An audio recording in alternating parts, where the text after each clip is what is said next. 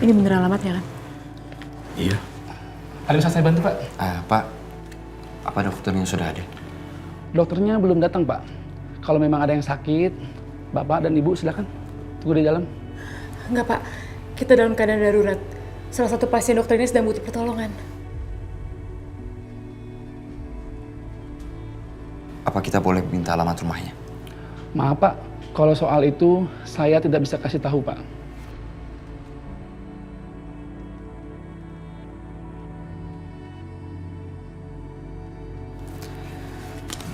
Pak, tolong kami, Pak. Ibu teman saya butuh resep dari dokter. Kami takut terjadi apa-apa sama beliau. Tolong kami, Pak. Baiklah, Pak. Kalau memang mendesak, sebentar. Saya tuliskan alamat dulu ya. Iya, Pak. Makasih.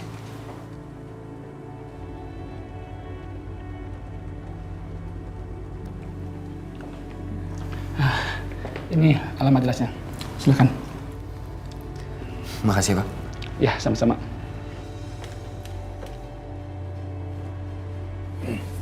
Sekarang kamu minum obat dulu ya.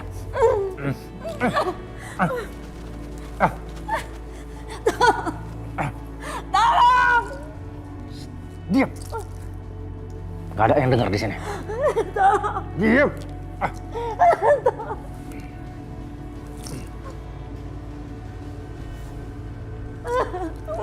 Buka.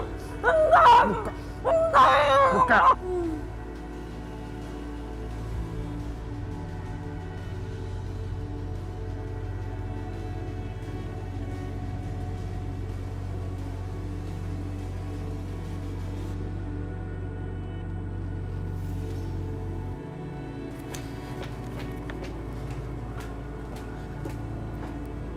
Permisi.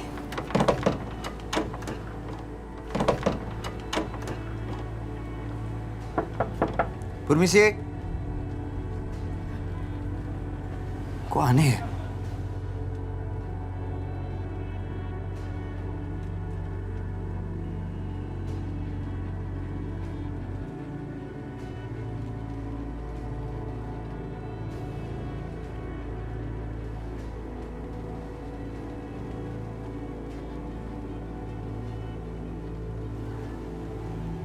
Apalagi praktek ya di dalam?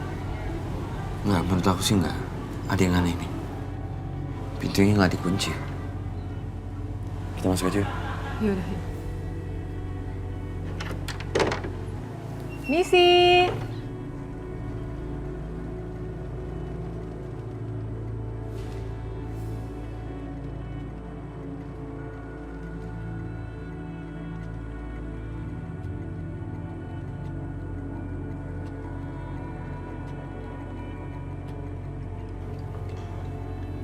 Dokter? Dok? Loh, Van? Dok? Dok? Dokter? Dok, bertahan, Dok. Ya ampun. Dok, minum dulu, Dok. Dia kena racun, tapi masih hidup. Dok, minum dulu ya, Dok. Dok, dokter harus bertahan. Bangun, Dok. Bangun. Pelan-pelan minum dulu, Dok.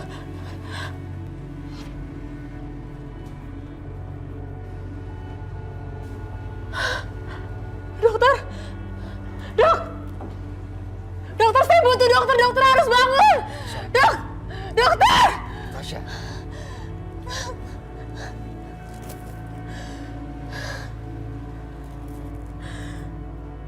Obat apa ini? Pasti dokter ini minum obat ini, Van. Aku tahu. Obat ini sengaja dibiarin di sini supaya dokter ini dikira bunuh diri.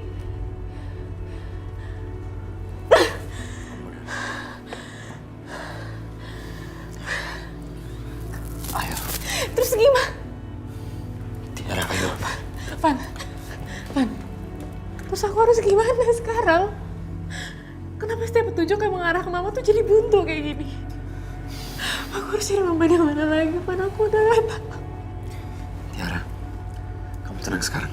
Ayo kita pergi. Ayo. Tiara, ayo.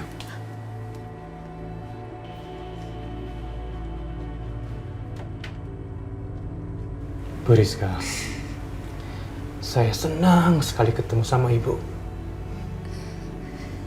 Tiara. Saya ingin ketemu dengan anak saya, Tiara. Iya, Bu. Kami pasti akan mengantar Ibu. Di mana Tiara? Tolong saya untuk bisa ketemu dengan anak saya, Tiara.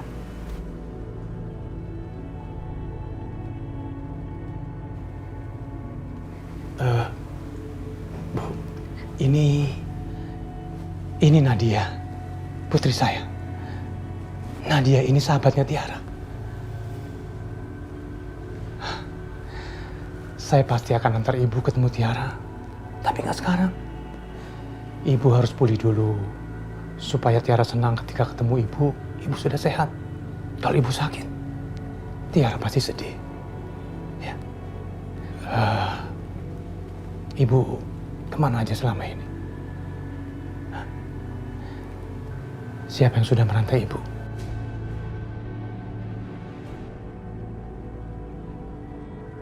Saya harus melepaskan rantai dari kaki Ibu.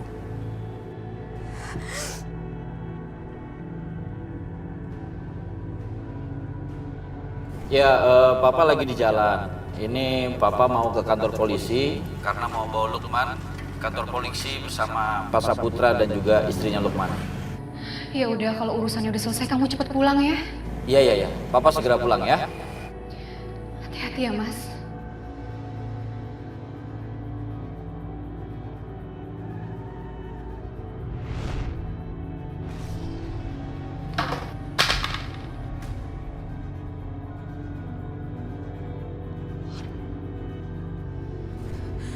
Pembunuh.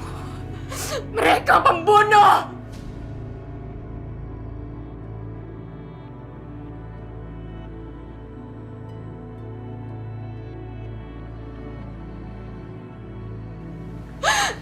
Hendra Saputra dan Prita Saputra. Mereka nggak tahu kalau saya masih hidup. Saya selamat. Saya sudah menunggu 15 tahun untuk membalas perbuatan mereka. Saya akan menghabisi mereka.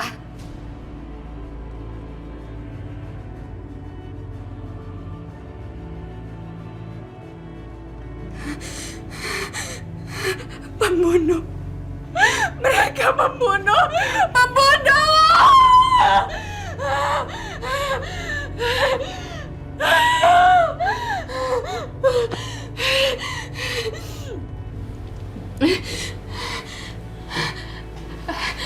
Nadia, kamu kenal dengan Tiara? Tolong bawa saya ketemu dengan Tiara. Saya mohon. Iya, Tante.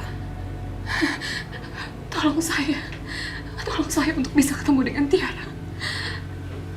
Saya mohon.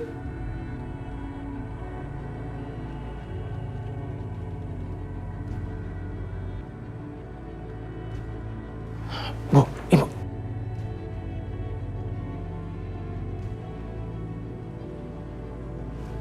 Ibu istirahat dulu. Kamu janji ya? Kamu janji akan membantu saya untuk bisa ketemu dengan Tiara. Ayo. Ibu istirahat dulu. Ayo.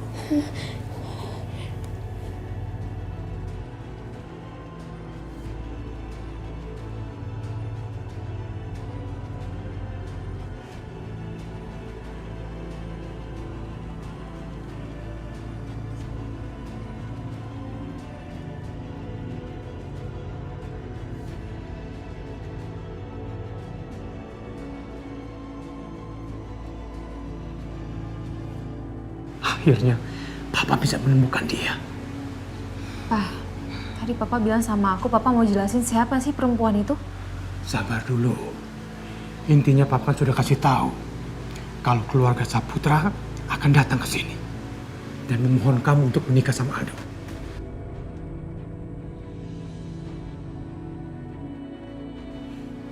Percuma kali, Pak.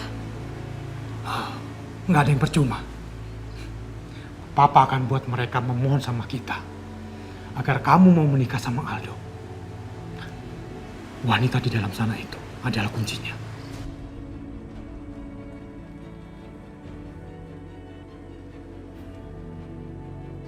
Kamu tadi sudah merekam semuanya kan? kirim videonya ke HP Papa. Papa akan menemui Prita dan menunjukkan videonya ke dia. Papa pasti akan senang sekali melihat reaksi dia. Pak, apa tadi yang dibilang sama perempuan di dalam itu tentang suaminya? Iya, benar. Wanita itu bisa membuat Pak Hendra dan Prita masuk penjara.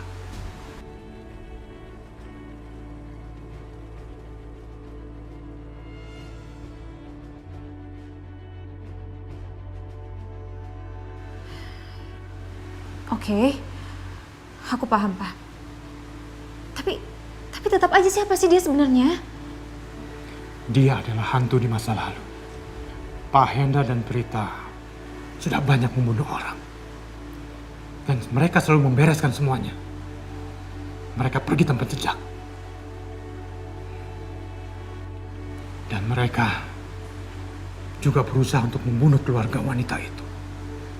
Dimulai dengan suaminya lebih dahulu. Lalu putri kecilnya, Tiara. Dan akhirnya dia. Tapi untunglah dia selamat. Sekarang, dia adalah saksi hidup. Selama kita memiliki dia, mereka pasti akan menuruti apa kemauan kita. Jadi sekarang, bersabarlah. Dan kamu jangan melakukan sesuatu dengan gegabah.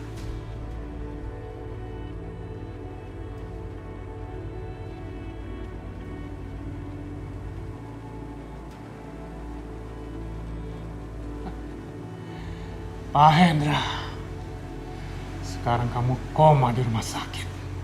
Dan sebentar lagi, putri kamu Prita akan berada di dalam kendaliku.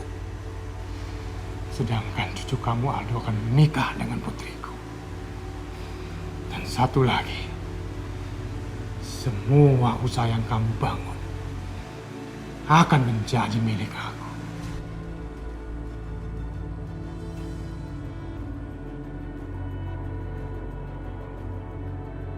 Jadi lebih baik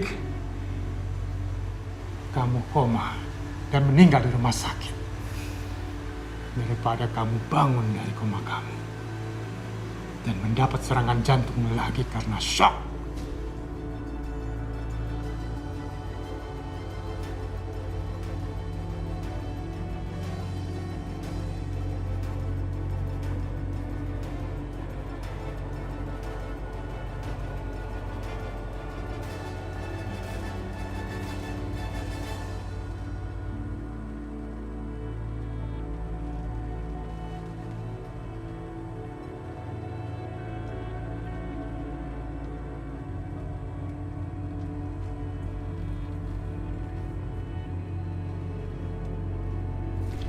Kalian sudah membunuh suami saya.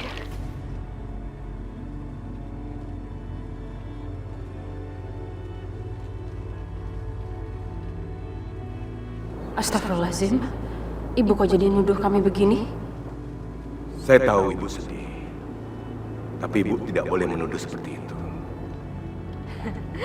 Kalian bisa pura-pura sekarang. Tapi saya nggak akan tertipu. Dan kalian dengar ya. Apapun caranya, saya akan membalas kematian suami saya. Kalian dengar. Kalian akan mendapat ganjarannya.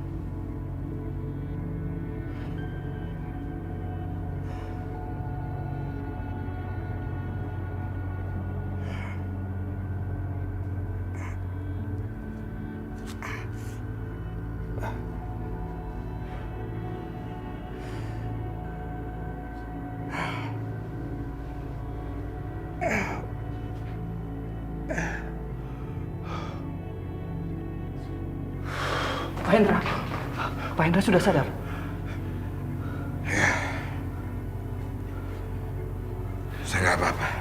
Pak. Pak, jangan, Pak. Bapak harus tetap istirahat di sini, Pak. Pak Hendra, jangan, Pak Hendra. Bapak harus istirahat, Pak. Pak. Pak. Lia,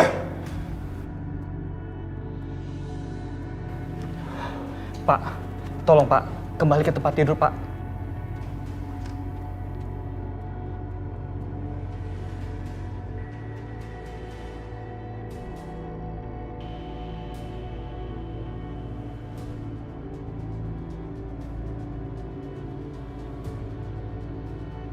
Kok pintu kamar papa kebuka ya?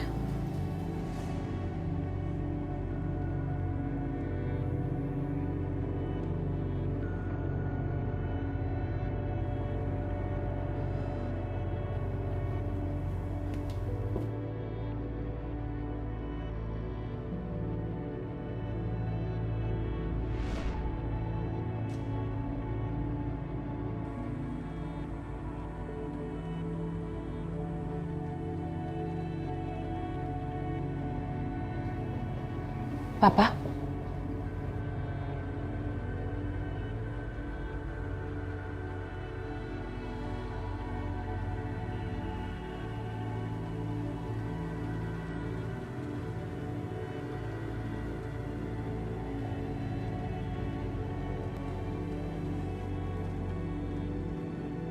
baru beberapa hari Papa dirawat di rumah sakit.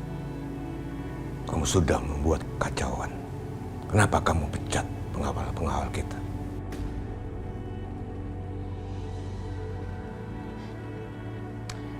Mereka semua nggak becus. Apa benar? Kita punya musuh. Dan ternyata musuh kita adalah sahabat Papa sendiri, Pak Encep.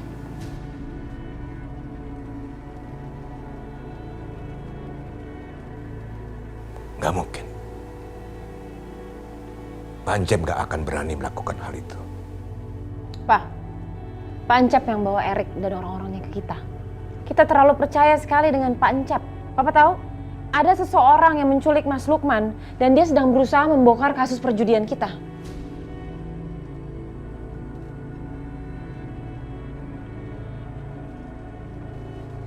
Kalau nanti putri saya jadi menikah dengan cucu Pak Hendra, apapun masalah Anda, itu akan menjadi masalah saya juga.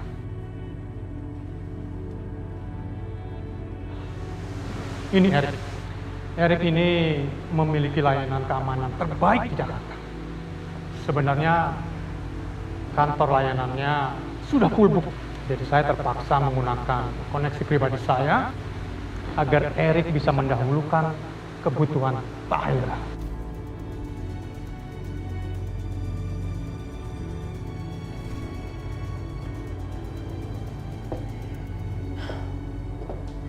Tapi Papa nggak usah khawatir. Saya udah urus semuanya.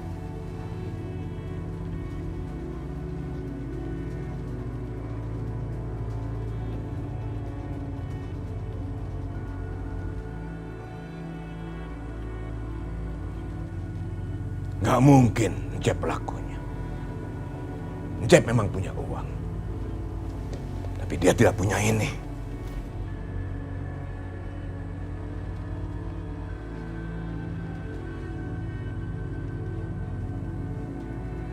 Dia orang bodoh.